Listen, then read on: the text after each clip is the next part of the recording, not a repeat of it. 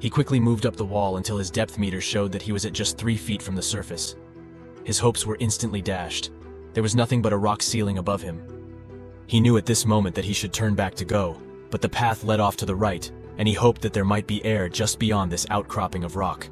He pulled himself along another 30 feet before realizing it was a dead end. There was no air pocket.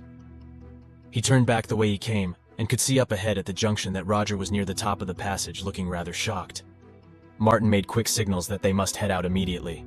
The anguished look on Roger's face may have been a stunned realization that he might not have enough air to make it 500 feet back to the water's surface.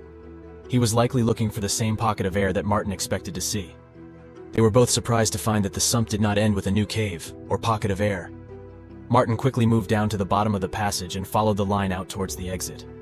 He had only gone about 130 feet back towards the exit when his tank came to its end. He tried to calmly switch to his reserve tank, but a quick calculation showed that he would barely have enough to make the next 300 feet in this sump, as well as the 850 feet in Sump 3. He had a partial tank between Sump 2 and 3, if only he could make it that far.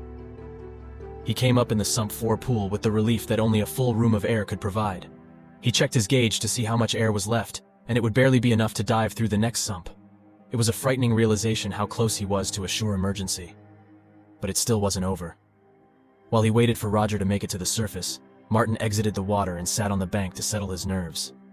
Martin knew that Roger had even less air than he did, so if he didn't surface in the next few minutes, it would be devastating. 10 minutes passed, and then